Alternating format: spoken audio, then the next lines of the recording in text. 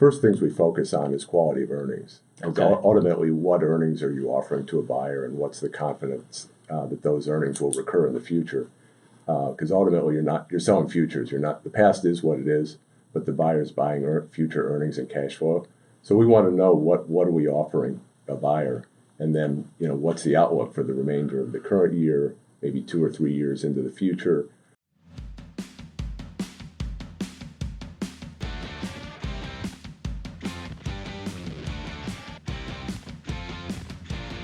From Rea Associates Studio, this is Unsuitable, a management and financial services podcast for entrepreneurs, tenured business leaders, and others who are ready to look beyond the suit and tie culture for meaningful, measurable results.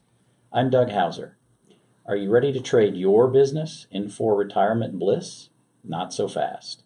There are a few critical pieces of the selling process to take into consideration if you want to sell for top dollar. Paul Gregory, a principal in Rea's Amherst office, and Andy Gelfand, Senior Vice President at Bruml Capital Corporation, are going to explain how to sell a business the right way with plenty of forethought, preparation, and expertise. Welcome, Paul and Andy. Hello. Thank you. Glad you could make it. How was the trek from Cleveland? Pretty boring. Pretty boring. The usual. Yes, it's a lot of traffic. So talk to us a little bit about preparing your business for sale. So Paul, what do you see in terms of primary pitfalls that people just don't think about and don't deal with? I think knowing how much you need, how much you want out of a business, knowing when the right time to start planning to sell a business, tax planning relating to selling a business, knowing who is going to help you sell that business probably is one of the bigger factors.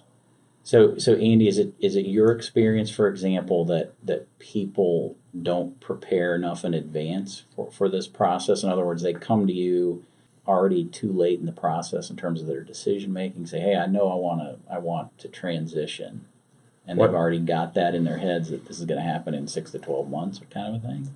Well, I think it depends whether they're already talking with buyers or not. So if they come to us and say, we want to begin discussing selling our company, there's plenty that we can help them with over a 6 to 12 month period or maybe a shorter period. Okay. But if they're already talking to a buyer, then that makes it more challenging to help them achieve the best outcome. And what about, say, an internal process where it's perhaps a sale to key management or family members or even an ESOP versus an external process? Is there a different length of time there that needs to take place? Well, that process can run much more efficiently because the insiders already know where all the skeletons are.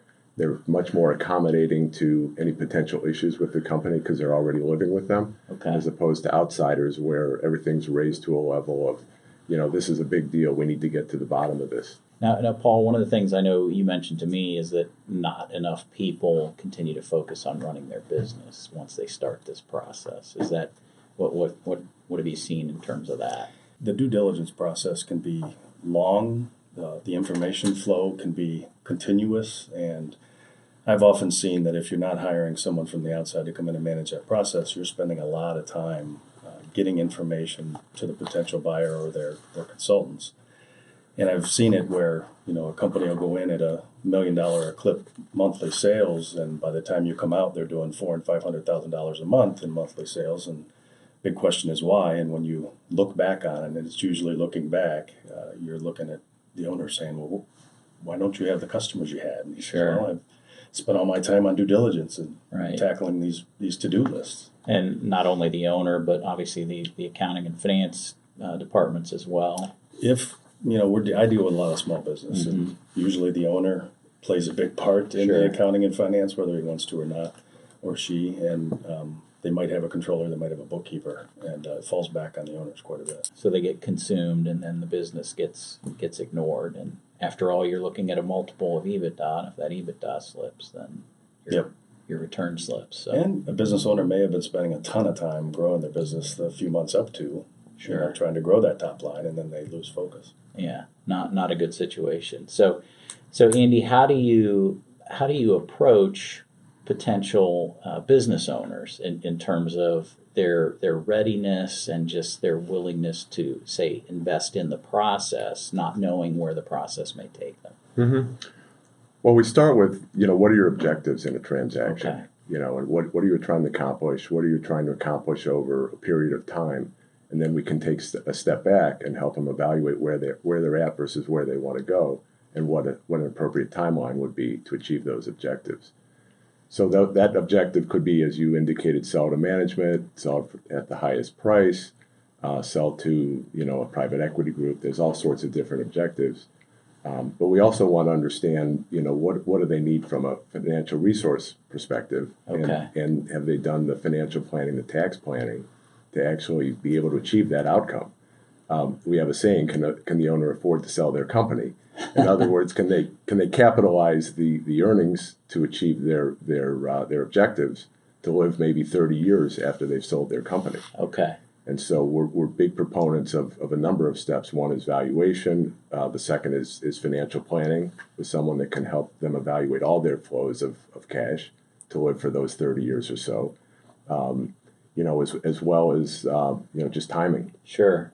So that you bring up a great point, because you got to think about more than simply, I want to sell my business and I want a liquidity event or whatever the case might be. You almost have to back into what works by figuring out ultimately what their personal objectives are. Absolutely, and that starts with lifestyle, and have they run the company to for a lifestyle, or have they run it to build a long-term value, and can they capitalize that value in a sale transaction? Do they have any assets outside of the company, or is most of their net worth the value of their company? Yeah, that's an important evaluation. Sure. And then if they sell the company for X dollars, what are the after-tax proceeds? Right. It's the old saying: it's not what you make, it's what you keep. Sure. So you take all that together, and and then plus maybe they're very philanthropic, maybe they have a special needs child, maybe their kids are still in high school. You have to kind of bake all this together in the financial plan, together with the value of their company. Right. Or, and I've seen others go about it this way. They're tired of that business, and they want out of that business and would like to go maybe start something else. So, again, whatever your objectives might be, right? Sure. Well, roll that into a new venture. Yeah, absolutely. What do you see in the market right now? Is it a lot of folks that, say, made it through the recession, and now we've had a good run for 10 years, and they want some type of transition, or are they typically family business type situations? What are you seeing most frequently in the market? Yeah, I work a lot with clients between the $2 and $40 million range, so I'm seeing quite a few of those getting approached by different buyers. I've got a couple that are just looking to get out, that are at retirement age. I think you're seeing a lot of with the boomers, the business owners at 65 to 75 years old. There's a lot of them out there, and they haven't planned on what they're going to do with their business, so they're coming to us now saying, what do I do? Right. And these are a lot of the conversations I'm having with Andy. We're talking about one right now who's going through the process. Okay. And I think I've got 3 under LOI and a few others that are thinking about it. Wow. It's various buyers. None of them are internal. We're not looking at ESOPs on any of them because I don't think they fit. But it seems to be ramping up. I think people may be scared of what's going to happen with our president and some of the other things that are going on right now, and the tax rates are probably at all-time lows. So I think some people are using that as a driver as well. Now through the due diligence process, when you begin that and somebody starts to poke around, what comes out of that, Andy, in your experience? I mean, anything unique that you see in that process? Obviously, you talked a little bit about lifestyle. How does that change the way a business owner thinks? Well, we try to be proactive in presenting diligence. So it's that old thing. We don't want to be asked a question we don't know the answer to. So we're very compulsive in undertaking due diligence prior to even talking to buyer candidates. That way, that if there are any issues that come up, we can address them beforehand, or at least be proactive in letting buyers know they're out there. We don't ever want to get that call that, hey, guess what we found? Right. And now how are we going to deal with that? Right. So we are very compulsive about diligence over a long period of time to make sure exactly what we're offering to buyers and how those different issues might affect valuation, how it might affect structure, terms, and things like that. Okay. So if you've got legal issues potentially, or say issues with customers? Do you try to address those things up front, maybe enter into longer term arrangements with customers, or how much do you really reveal to your team? Well, I mean, we need to be genuine about what the issues are. You know, I was saying it's never what the issue is; it's how you handle it. And so, but if we have that time of preparation, we can get clients or customers under long-term arrangements. We can shore up things with vendors, address management issues or shortfalls in structure and things like that. If there's environmental or OSHA issues, we can deal with all those. So there's plenty to look at to make sure that we're offering the best company to the market. Okay. Now, Paul, in your experience, are you trying to assist the customer more in de-risking their business? What role do you see the firm taking in that? Yeah, I think it depends on if it's a current client or a prospect. If it's a prospect, we're going to go in and see if they have good numbers, if they've got the books, if they're still using a laser printer, if they're still using ledger paper, some of those things. We're going to take a look at that and try to get things cleaned up and get them on the system and get their numbers representative. If it's a current client, we've probably already done all that, and we're going to be looking at big thing right now is state and local tax issues. You know, with the Wayfair case that was settled a little over a year ago. I've been talking to Joe Pop and Kathy LaMonica from the SALT group quite a bit about this. It's the biggest hot button in due diligence right now is what are your risks? And we're going to take a look at that and at least let them know if they should be doing voluntary disclosures, which I know you've talked about on the podcast, or some of the other things. We're going to look at the contracts and, make sure that their banking relationship, what do you have to notify the bank? Are there meeting covenants? Are they getting the financial statements prepared that they need to have prepared? Things that you may not look at regularly, but when you're a buyer's coming in, you definitely want to make sure. I always refer to that as kind of the basic blocking and tackling. You have to have those processes and procedures, buttoned down, and as you said, identify areas of potential risk that you can de-risk for the client, so that when somebody comes in, as Andy indicated, that there's full transparency and they know what they're getting. What are some of the major pitfalls you see right now, Andy, in terms of lack of preparation or things that folks can think about in terms of readiness? I think one of the first things we focus on is quality of earnings. Ultimately, what earnings are you offering to a buyer, and what's the confidence that those earnings will recur in the future? Because ultimately, you're selling futures. The past is what it is, but the buyer's buying future earnings and cash flow. So we want to know what are we offering a buyer, and then what's the outlook for the remainder of the current year, maybe 2 or 3 years into the future. One of the things that most small companies do not do is budget or prepare projections. Right. So we need to work with them to prepare those types of documents. And one thing we know for sure is that the more you do it, the better you are at it. Yeah. So the sooner we can get them to think about doing those kinds of things, the better they'll be going forward. Okay. Because part of the valuation is a projection. But if the projection was prepared for the process, how good is that projection? Right. And we always like to ask the question, is this something you do in the ordinary course of running your business? It's a management tool, or are you doing it just for this process? Yeah. Now, Paul, as you know, we help with that process and come up with an adjusted EBITDA number. And there's often a lot of, let's say, noise in that number, particularly with small businesses, right? Because personal life is commingled into the business. Do you have a lot of those conversations with folks about separating out, what's been a lifestyle business and making the cash flow a sort of a clean number for presentation?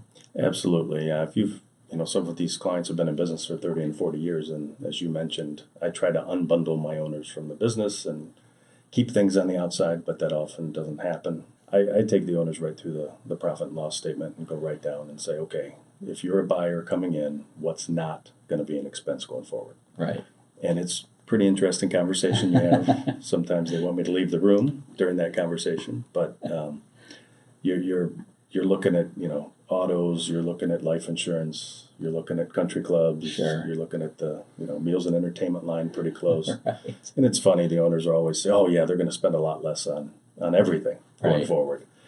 So they want that EBITDA number to grow, but normalized EBITDA is a big part of what we do. Right. And Absolutely. there's certainly a lot of value in a company that maybe going out Yeah. for things that aren't necessarily related to the company. Andy, one of the things that I've found fascinating is in helping clients through this process and seeing other transactions out there is I hear a lot about this term security and significance. In other words, that somebody's looking for security from a financial perspective, but what they often forget is what's going to be my personal significance going forward. Is that something you try to address with them? Is what's your role going forward? That type of thing. Well, we absolutely talk about, well, what do you want to do? Have you gone into that dark room and thought about, do you want to be involved? For how long do you want to be involved? Do you care if the company is consolidated into something larger and you lose, the legacy that might be 3 or 4 or more generations? And those are very important questions for a number of reasons, but the main thing is it impacts the buyer list that we develop. Right. Because if we're gonna approach only strategic buyers that may run the company only as a division, or they may consolidate it into another location, that legacy is gone. And younger owners, in their 50s, owners and sellers that are in their 50s and 60s, what have they decided what they're going to do? Sure. And we don't want to get to the 11th hour and have the owner say, I don't know what I'm going to do after I sell the company. I've got this pile of money, Right. but my wife told me I can't stay at home. Yeah. So I've got to, and they don't want me. Right. So we've got to get to those issues, really early in the process, and it really comes to one of the first questions: why are you selling, and what are you going to do? That's a great point. Yeah. So look at their true underlying motivation and what their goal is. Yep. Beyond just the financial part of Yep. it. Absolutely. Yeah, that's a great point. Are you still seeing very strong? You mentioned that the activity right now seems to be hot and heavy. Do you foresee that over the next 24 months or so that transition activity still is going to be very, very strong? There's a couple of things that really impact the environment. One is the economy, Mm-hmm. of course, and the other is how much are banks lending. Mm-hmm. If the banks are pulling in the reins, that's pulling back valuations, and then that puts some more sellers on the sidelines. But right now, there's an incredible supply-demand imbalance in terms of a lot more buyers and a lot more capital than there are sellers. Mm-hmm. So it's still a seller's market as far as we can see. My crystal ball is not real good, but it feels like at least the next 12 months should continue to be a seller's market. But if you haven't made that decision by now, you may miss the window Right. to get in there. Because it takes time to go through this process. You don't want to rush it, right? Exactly. Doing diligence, preparing marketing materials, identifying buyers, going through that whole process could take 9 or 12 months. Sure. And that assumes that the preparation's been done. Paul, I know we obviously try to remain agnostic in terms of what type of transaction a client or potential client might enter into, but can you maybe give us a few highlights as to some advantages or disadvantages going one way or the other that maybe you've run into? Yeah, I've had a couple clients go ESOP route. I had a client years and years ago that went to an ESOP that actually had to go out of business, which was very tough to see on all the employees that were members in the ESOP. But I've seen ESOPs work well too. But going into those, you got to know there's a significant cost. Sure. There's a time issue there. There's going to be a lot of compliance going forward, but they can, in the right circumstance, they can be great. If you're selling to internal management, I think Andy mentioned it before, they're going to know where the skeletons are in Right. the closet, which can be good or bad. Yeah. And then, obviously, if you're selling to private equity, you got to look at the tax ramifications. Mm-hmm. With any of the deals, you look at the tax ramifications, but particularly private equity, is it a stock deal or is it an asset deal? And, the cash flow that we mentioned before, what is that actual after-tax cash flow coming out of it? I think, meeting early, discussing, talking about what your goals are, Sure. means a lot to the process of which route you're going to take. Okay. I've got one right now that's probably going to only be able to go strategic. ESOP's not going to work. Too many employees are coming and going, which is bad for an ESOP cash flow. They can't really sell private equity because, in this instance, owners went out. They don't want to take part in the business anymore. They want to hand over the keys and walk away. Right, which can be difficult Sure. to find that perfect buyer. It's got to be a strategic. Yeah.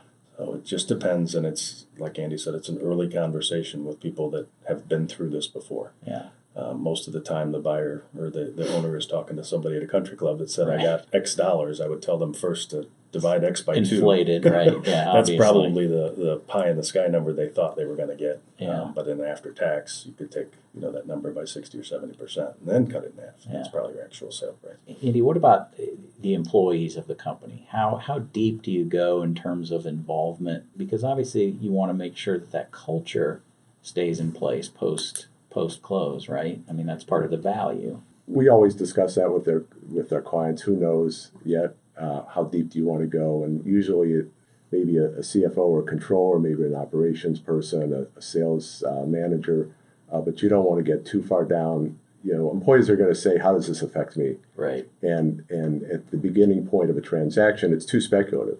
Anything could happen. It could take a year. It could take 2 years. The last thing you want to do is spook your employees. Sure. So we try to keep that as as confidential as possible, and just keep it among a select number of key employees. Make sure those employees keep it confidential as well. So if I'm a business owner, ultimately, where should I start? What's step one? Is it to approach an advisor like yourself to say, I'm thinking about this, help guide me through the process? I think that's a good step one. Then with objectives, what's the time horizon? What are the valuation requirements? And just talk through that type of buyers that you would like to sell to. Have you been approached by buyers? It becomes kind of an iterative process and a multiple meeting type of process to make sure that they really think through all the things they need to think through. It's the old thing that you don't know what you don't know, right? And so we can kind of pick a lot of issues and topics that then the owners can think a lot about, and then keep revisiting it. But the sooner that the owners start thinking about it, even if they're not thinking about selling for 5 years, it's not too early. That preparation, and also again, I keep coming back to the financial planning. But it's so key to understand, what are you going to need and where are you now, which you know by valuation. And then if you've got that 3 or 5 year horizon, you can create a business plan to achieve that outcome. And so that's why, it's one of those things you can't start soon enough. Right. I mean, we had a client, he said, I wake up every morning thinking, what do I need to do today to get to where I need to be? And so he was 3-5 years out from doing something. Yeah, that's a good way to look at it. So, Paul, in your experiences, you help quarterback clients through this process. I mean, how do you work that? Do you bring in obviously other advisors like Andy and their existing legal counsel, et cetera, to help guide them through that process? Yeah, that's one of the first questions I'll ask is, who's your attorney, and do you want to work with that attorney on this process of the sales? I will bring in folks like Andy. I urge my clients to utilize an outside advisor to sell their business, because I think there's real value. Sure. I've done that in my predecessor firm, and now here at Rea, I've done that a few times, and every time I brought somebody in to try and assist, and I think it's key. I think you really have to look at it, as you said, kind of that holistic view, and not just from a financial or perspective such as that. Think about all of it. So speaking of quarterbacks, I know you're a Browns fan. I am. What's the outlook here? It's been up and down. Yeah, Andy and I were talking about it on the way down, and up and down is probably the best way to put it, but still frustrating, but it's exciting frustrating. Hopefully on an upward trend, as they say. It seems like we're on a roller coaster right now. We'll see. Well, anyway, thank you both for being here today. Really appreciate it. If you want more business tips and insight, or to hear previous episodes of Unsuitable, visit our podcast page at www.raycpa.com/podcast. Thanks for listening to this week's show. You can subscribe to Unsuitable on iTunes or wherever you get your podcasts, including YouTube. And while you're there, leave us a review. I'm Doug Hauser. Join us next week for another Unsuitable interview from an industry professional.